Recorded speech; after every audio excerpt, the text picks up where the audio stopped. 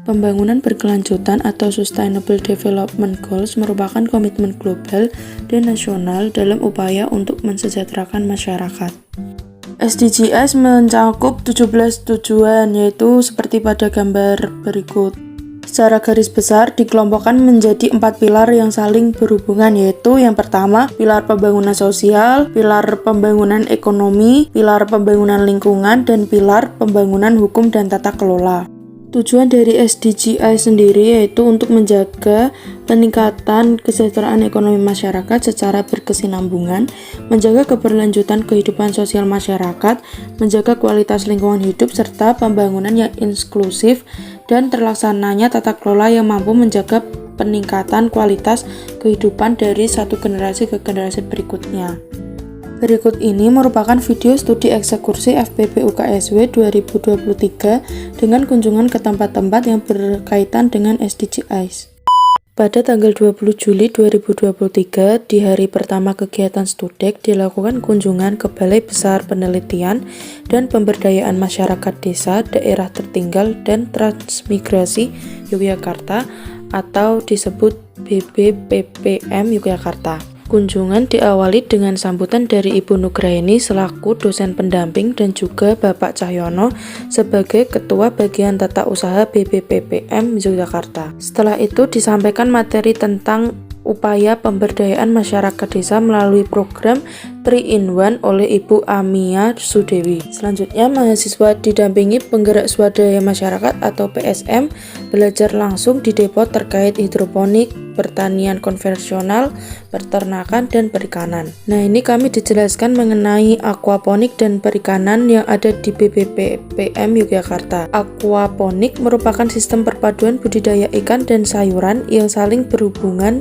dan memberi manfaat satu sama lain. Ikan yang dibudidayakan mendapatkan asupan makanan langsung dari pembudidaya. Sementara itu, sayuran mendapatkan nutrisi dari kotoran ikan dan sisa pakan yang sudah terurai, sehingga bermanfaat untuk sintesis protein tanaman. Nah, di sini ada 3 macam aquaponik, yaitu aquaponik dengan sistem rakit apung, aquaponik dengan sistem DFT atau Deep Flow Technique, dan aquaponik dengan sistem NFT atau Nutrient Film Technique.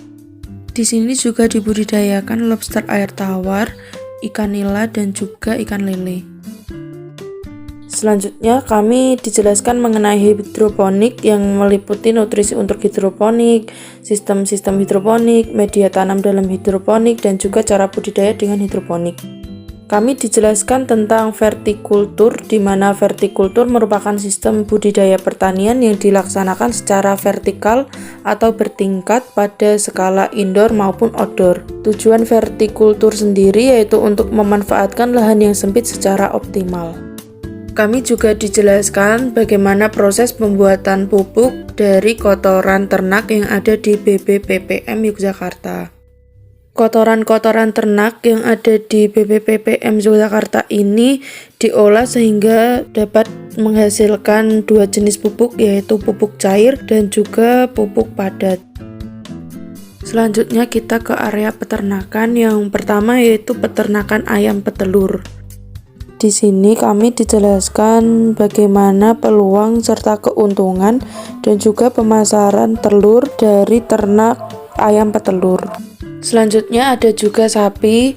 Di sini yang dibudidayakan yaitu sapi betina karena digunakan untuk perbanyakan. Selain itu juga kotoran sapi ini dapat digunakan sebagai pupuk. Berikutnya ada bebek. Bebek di sini dibudidayakan dengan kandang kering agar tidak mengeluarkan amoniak yang banyak sehingga meminimalisir bau dari kandang bebek tersebut. Bebek di sini merupakan bebek petelur yang telurnya dapat diambil setiap hari. Di sini kami juga dijelaskan bagaimana keuntungan dan peluang setiap bulannya dengan budidaya bebek petelur. Selanjutnya ada kambing. Kambing di sini diambil susunya dan kotorannya juga dapat digunakan untuk pupuk. Kambing di sini merupakan kambing jenis Etawa. Berikutnya ada kelinci. Kelinci di sini dibudidayakan untuk diambil urinnya. Urin kelinci mengandung nitrogen yang tinggi yang baik untuk pupuk, sehingga urin kelinci di sini digunakan untuk membuat pupuk cair. Setelah dari BPPPM Yogyakarta, kami ke destinasi selanjutnya yaitu Bumi Merapi. Di sini banyak sekali spot untuk foto dan juga memiliki banyak koleksi hewan-hewan eksotis. Di sana ada berbagai macam jenis reptil, ada juga berbagai macam jenis burung, berbagai macam jenis katak dan ikan, dan juga hewan-hewan lainnya.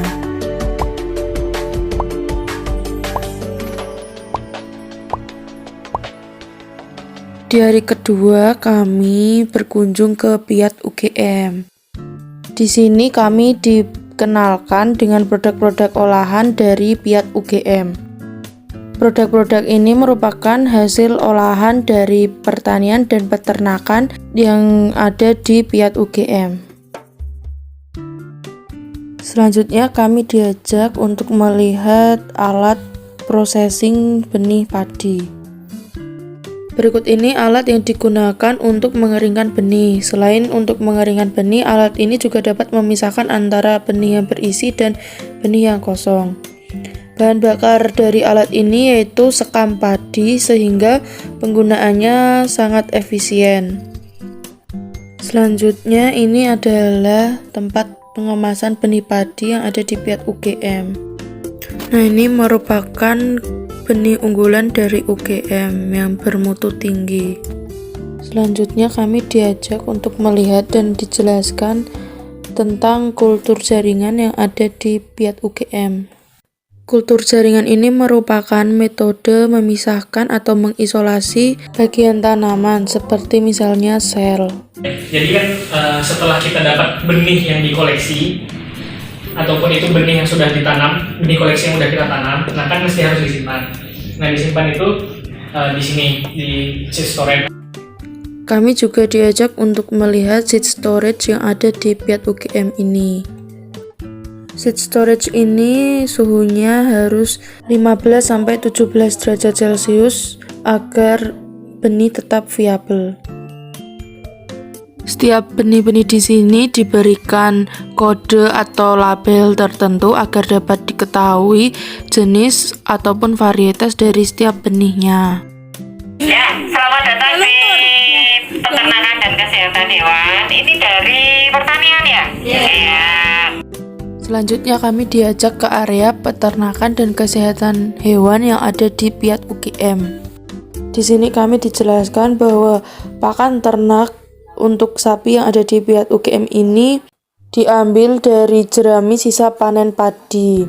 Selanjutnya kotoran sapi tadi difermentasi dan menghasilkan pupuk untuk pertanian. Proses pengolahan pupuknya yaitu dimasukkan ke dalam biogas sehingga gas yang dihasilkan dapat digunakan sebagai bahan bakar dan juga ampasnya dapat digunakan sebagai pupuk pertanian. Selanjutnya kami diajak untuk melihat ternak maggot yang ada di Piat UGM. Jadi yang tadi saya sempat ceritakan, di Rindu itu ada beberapa kegiatan, salah satunya adalah farm mascot ini. Untuk prosesnya si lalat ini udah nggak makan ya, dia tugasnya di sini cuma dikasih minum aja. Terus di sini dia berterbangan, ketemu dengan pasangannya, kemudian kawin, kemudian menghasilkan telur. Fungsinya nanti kita bisa mengambil telur di tempat yang sudah disediakan, namanya egg dish, seperti itu, kayu yang ditumpuk-tumpuk itu. Nanti di sela-selanya itu mereka yang betina nanti bertelur. Ada kotak seperti itu, namanya itu adalah atraktan, dimana di situ biar untuk memancing si betina biar mau bertelur di kayu-kayu yang kita sediakan. Untuk yang kotak ini namanya adalah biopon ya. Terus nanti ada di tulisan tuh yang sebelah kanan saya ya, itu biopon pembesaran. Terus yang ini adalah biopon indukan. Fungsinya untuk siklus selanjutnya kan kita butuh lagi ya. Iya. Nah, kita ambilnya namanya prepupa sama pupa tuh gini. Ini namanya prepupa. Kalau dia udah diem namanya pupa. Nah, fungsinya indukan kok dibuat miring, jadi gini. Untuk yang indukan kita dari udah dewasa taruh sini, kemudian nanti dia karena ini kan udah tidak makan Bu, Mas, terus dia naik sendiri ya, ini insting dia naik sendiri ya, migrasi dari yang becek cari yang kering karena dia udah nggak mau makan. Itu umur berapa itu?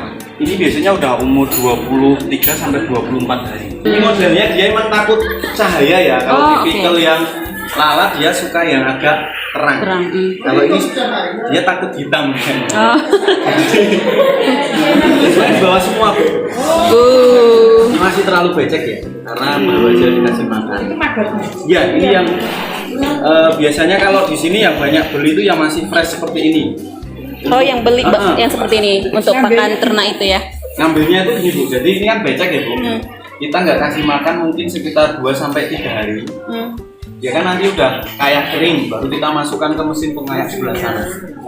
Nah, ini adalah tampilan maggot yang sudah diayak dan dipisahkan dari makanannya. Di sini kita di pengolahan limbah atau sampah. Selanjutnya kami diajak ke tempat pengolahan sampah atau limbah dan juga tempat untuk mengkomposkan sampah-sampah organik. Ini merupakan bilik-bilik yang digunakan untuk mengkomposkan sampah organik dan juga ada pipa di sana agar tetap ada udara di dalam tumpukan kompos tersebut. Untuk sampah plastiknya yaitu diolah dengan cara digiling dan nantinya akan diayak untuk memisahkan antara sampah plastik dan juga sampah yang organik. Oke, terima kasih. Sekarang masuk ke proses pengolahan plastik. Yang ini kita prosesnya dilelehkan ya, Mas Mbak. Jadi plastik yang kita kumpulkan di sini ada plastik masker. Masker itu juga sebenarnya plastik. Jenisnya polipropilen. Nah, ini bisa dilihat di sini ada papan-papan dari masker ya, masker warna hijau. Ini juga kita jadikan pot. Nama apa nih? Ya, papan buat nulis gitu ya. Terus ini juga kursi ini juga dari masker ya, Mas Bang. Di sini kami dijelaskan bagaimana cara mengolah sampah plastik menjadi alat-alat yang berguna. Proses pembuatan alat-alat dari bahan plastik bekas ini yaitu dengan cara dicetak menggunakan cetakan yang di oven lalu dipres sehingga dapat membentuk bentuk-bentuk yang kita inginkan tergantung pada cetakannya. Nah, ini adalah proses pengovenannya di mana di oven tersebut sudah ada alat untuk mengepresnya agar plastik dapat meleleh sesuai dengan cetakan yang sudah ditentukan. Setelah di oven, cetakan dikeluarkan dari oven dan didinginkan selama beberapa menit dan limbah plastik sudah membentuk bentuk yang sesuai cetakan yang kita inginkan. Terdapat beberapa aspek yang ada dalam kunjungan ini yang mendukung SDGs, yaitu yang berhubungan dengan tujuan SDGs nomor 1 yaitu pengentasan kemiskinan. Tujuan ini terdapat pada BPPPM Yogyakarta yaitu sebagai berikut. Selanjutnya ada juga aspek yang berkaitan dengan ketahanan pangan yaitu terdapat pada BPPPM Yogyakarta dan juga di PIAT UGM sebagai berikut. Berikutnya yaitu aspek kesehatan yang baik dan kesejahteraan ada pada BPPPM Yogyakarta dan juga PIAT UGM. Ada juga pada tujuan kesetaraan gender yaitu pada PIAT UGM sebagai berikut. Berikutnya yaitu yang berkaitan dengan akses air bersih dan sanitasi yaitu ada di BPPPM Yogyakarta sebagai berikut. Pada aspek infrastruktur, industri, dan inovasi terdapat pada BPPPM Yogyakarta dan juga PIAT UGM sebagai berikut ini. Pada tujuan kota dan komunitas yang berkelanjutan terdapat pada PIAT UGM sebagai berikut. Selanjutnya pada tujuan konsumsi dan produksi yang bertanggung jawab terdapat pada BPPPM Yogyakarta dan juga PIAT UGM sebagai berikut. Pada aspek penanganan perubahan iklim terdapat pada 3 tempat yang dikunjungi, yaitu BPPPM Yogyakarta, Agrowisata Bumi Merapi, dan juga PIAT UGM sebagai berikut. Berikutnya pada tujuan kehidupan di bawah air terdapat pada Bumi Merapi dan juga pada PIAT UGM. Untuk menjaga ekosistem darat terdapat pada BPPPM Yogyakarta, Agrowisata Bumi Merapi, dan juga di PIAT UGM sebagai berikut. Yang terakhir yaitu kemitraan untuk mencapai tujuan, yaitu terdapat pada PIAT UGM dan juga di BPPPM Yogyakarta.